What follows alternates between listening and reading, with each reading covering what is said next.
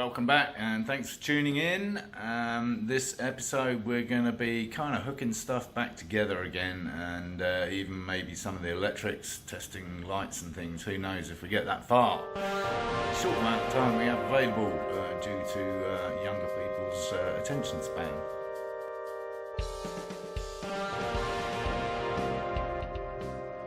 And by younger people I mean people under the age of 50. So yes, thanks again for tuning in, and if you haven't already, please subscribe and encourage others to watch my lunacy.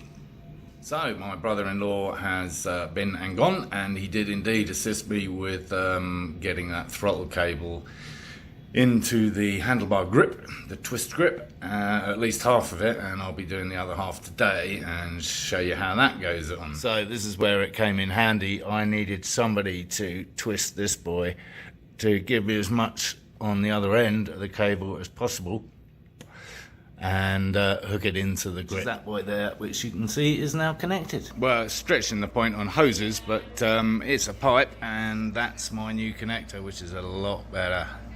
I might even paint it black. Vast improvement, I think you'll agree. And there we have the emissions bypass system, fully blanked off and hosed up and exiting to the rear. That blue boy down there. Yeah, and plenty of room for everything, hopefully, still. And one of the same hoses there, just capping off actually at the moment, but capping off the oil breather. Stop stuff getting down in there. But you know, that may be the initial route, and then round the back somehow. Might be like that. Probably more like that. So I think next up in a tangled mess situation is joining all these earth wires together that I so carefully labelled, and then I can wrap all this wire up, get that a little bit less vulnerable and neater and tidier. So tidying up the cables, coming along quite nicely as you can see, and while I'm wrapping them up in the friction tape, I'm also leaving the labels of stuff like the horn and the indicators, so that should I need to unravel it, or anyone else come to that in the future, they'll know what's what and why it isn't connected necessarily. So on this cable I've left two out, the light 1 and light 2, which is probably low beam and high beam, and hopefully I can use those to switch between the white and the yellow lights on my fancy LEDs. This one, what we have dangling is the somewhat preposterous switch which replaced the key. I quite like the idea of a switch, but not this particular one, so I might be sourcing some. That all we have hanging out at the moment is rear lights, brakes. These are the lights and those are the brakes.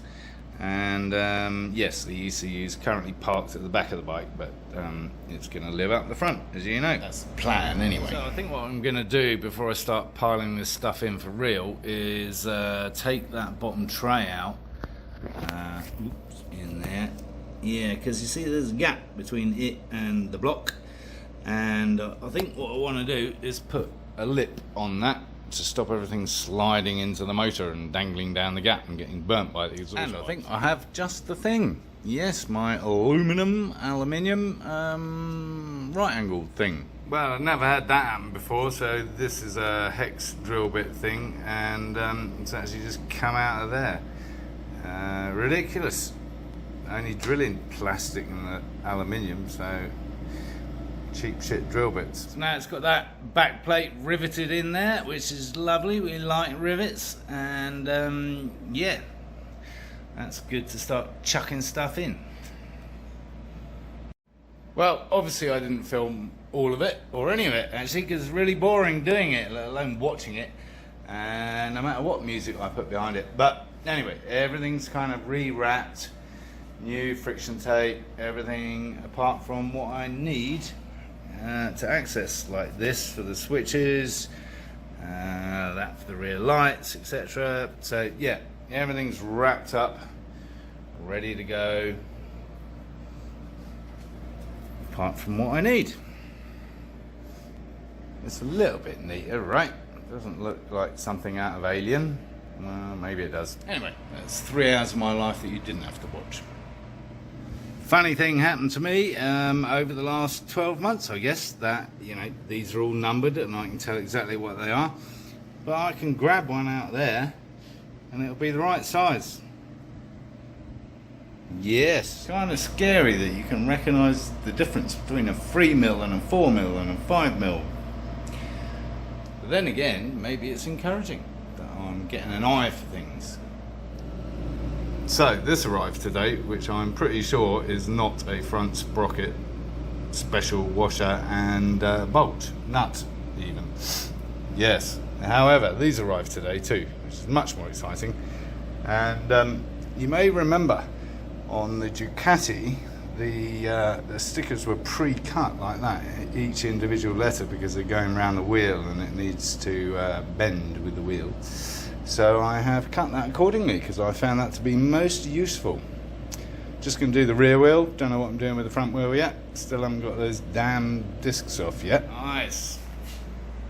So I thought I'd stay on the tubing theme and be brave and do the left-hand side of the bike, which looked complicated. You may remember that hose comes down here and goes into pump or something, whatever. And there's that little 6mm hose clip. And I'm very glad I got the long extensions for my little doofer, because I had to come at it from over here. Yes, to get to it. I am not looking forward to putting it back on. Not least of all, it's bang up against the frame here, so trying to get it out is going to be a nightmare, let alone trying to put the new one on. Well, it wasn't so bad in the end, actually, having worked out, how I got the old one out, twisting it and whatever. Got that one in fairly well, and I used the original clip because I wanted to use one of my intercooler jobs, but clearly there's not enough space. It's really tight at the top. I can't show you, but the top of the pipe up there, it's really tight onto something. It's actually this guy. So yeah, not great design. Anyway, so now we've got a bit of blue and a bit of yellow, and that comes forward nicely, ready to meet the radiator when we get that in. Don't hold your breath, that's going to be a while. But another job done, and as you can probably tell by my face, quite hard work. It's quite hot again today. We're just short of the hundreds. Also bought some dynamite the other day, because that's the kind of thing you can buy in here in America, in Walmart, like guns in Walmart with your underwear and your vegetables. Actually, no, there's that kind of dynamite. Not bad.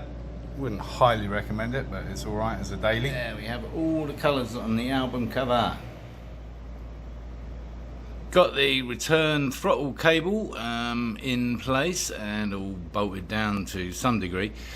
Now all I've got to do is work out how to adapt this boy to snug it up there so that these don't wobble about. Yes, fun. Talking of which, I have a fully operational propane torch. I haven't fired it up yet. I am assured that it ran when parked. So, am I brave enough to heat this up and give it a go? It's a question of elation versus frustration and deflation. It's a 50-50 chance it'll work. It worked when I did it on the Alpha cylinder block for the Stratos. There was only one such stud, and a little bit of heat, and out it came. So I am hopeful, but these have proved to be complete and utter bastards the whole time. So there is that going against the whole situation.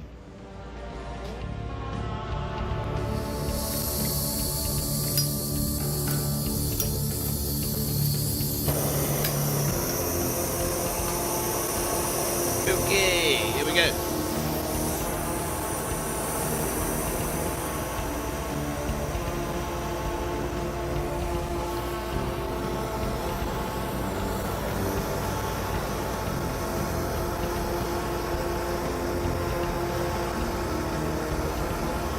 Warming it up.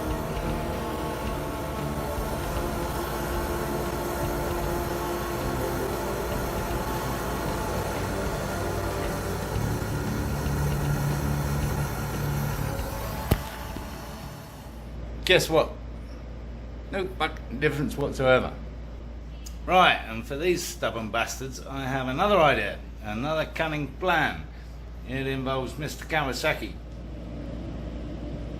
Meantime, I've discovered two possibilities on eBay for my special washer for the front socket.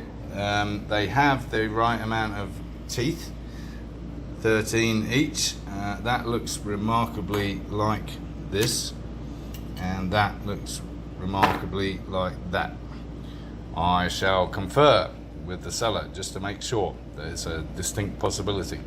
So, this is how Mr. Stubborn resolved Mr. Stubborn.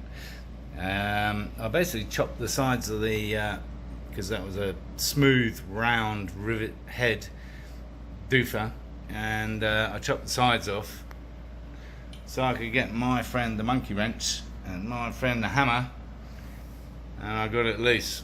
Because I'm either going to replace the discs, as I said, maybe a bit expensive, don't really want to do that, might just fill that in and paint it again yellow or something, I don't know. Anyway, I got the bastard off. 4 down, 1 to go. Yes, damage. It's but a flesh wound. No, really, it is. And there it is. Yeah, we will not be defeated. And on that note, I think we'll call this episode over, because it's obviously way past millennials' bedtime and attention span time. So, thanks again for watching as usual, and if you are a millennial, I love you all. I have plenty of friends in your generation. I'm just kidding with you. If you haven't already, please subscribe. I would really appreciate that. If you find this remotely entertaining in any way, shape or form. And yes, do encourage others to watch my lunacy.